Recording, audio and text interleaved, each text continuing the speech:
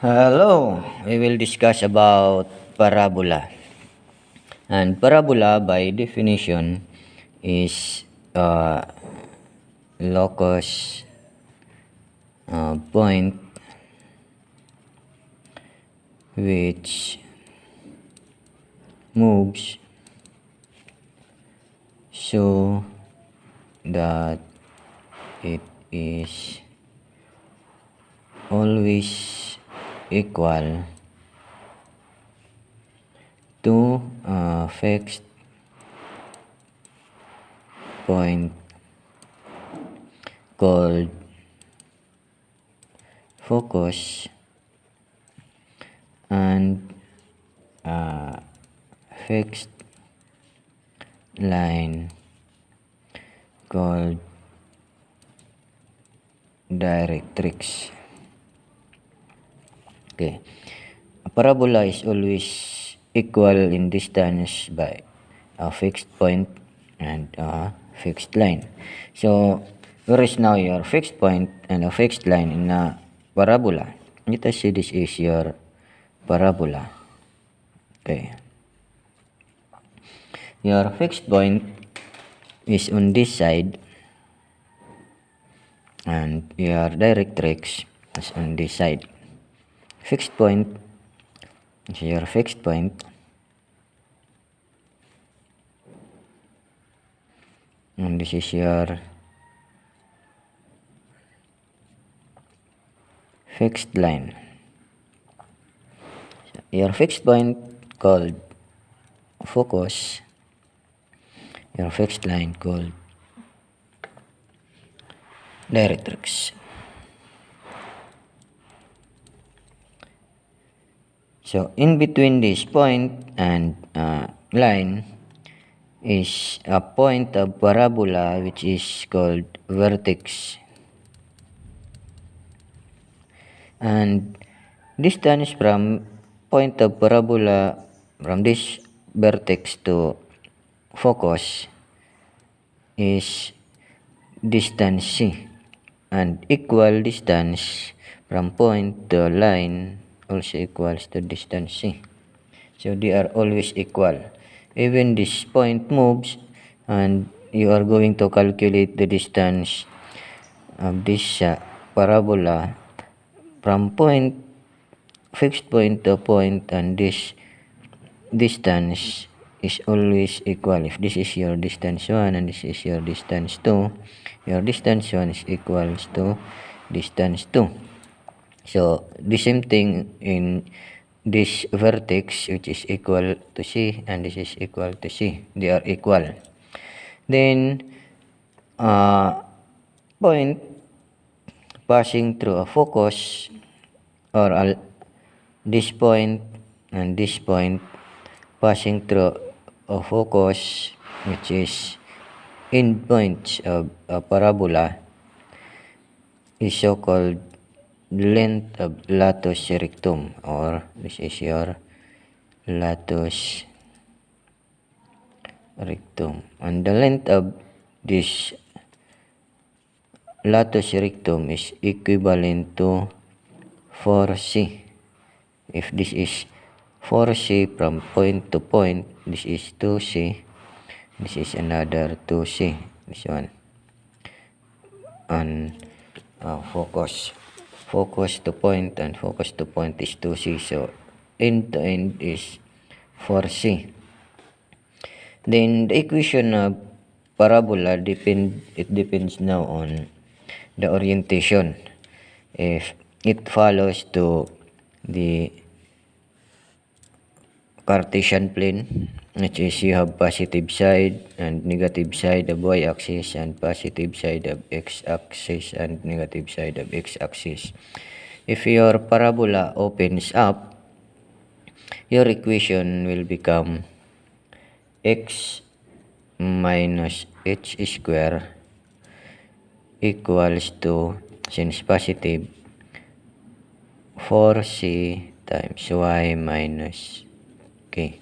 So your squared part of the parabola is x and the linear part is y once you are parabola is vertical or opens up or opens down. Let us say opens down. So x minus h the same, but since oriented at the negative side or opens to the negative side, it will become negative 4c times y minus k. So on. But if your parabola is opens to the right, your equation will become y minus k square, which is your squared part right now is y, since this is horizontal, then equal to, since positive, equals to 4c times x minus h. So your linear now is x, and if this is your parabola opens to the left, since negative side, your equation will become y minus k square equals to negative 4c times x minus h. So that is the different equation of parabola. It depends on the opening of the parabola. Let us say you have given problem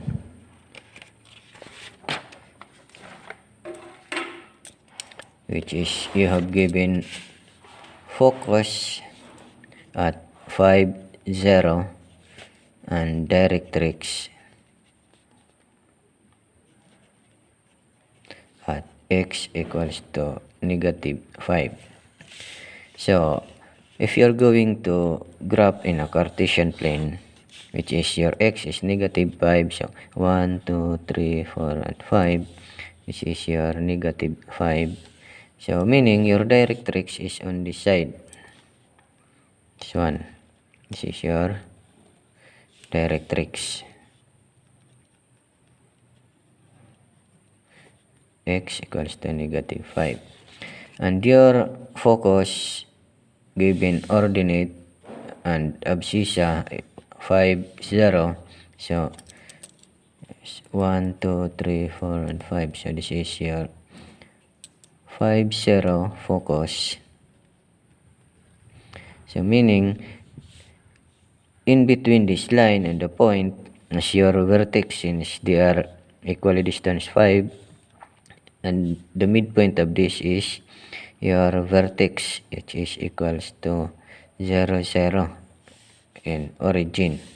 So of course the orientation of your parabola, since this is your focus, orientation of your parabola opens to the right. Okay, since opens to the right, your directrix is in parallel of your y-axis. Your equation will become y minus k square equal, since positive side of the Cartesian plane, so positive 4c and x minus h. So your squared part is y and linear part is x, since your parabola is horizontal and opens to the right, positive, so positive equation. So you have given focus 5, 0 and x negative 5, but on the equation, on the standard equation, you are going to present the vertex.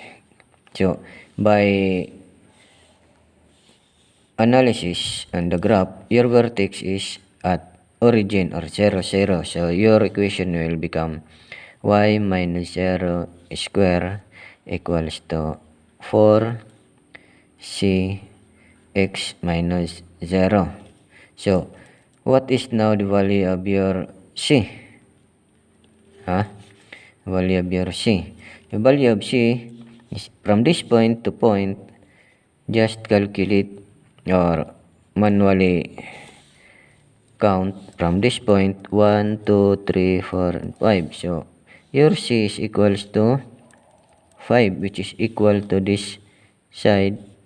Manual calculation 1, 2, 3, 4, 5. So c equals to 5. So therefore we can check that y square equals to 4 times 5 times x. So, minus 0. So, let us write x. So, your equation is become y square equals to 20x. This is now your standard equation. Based on the given focus, 5, 0, and directrix, -5.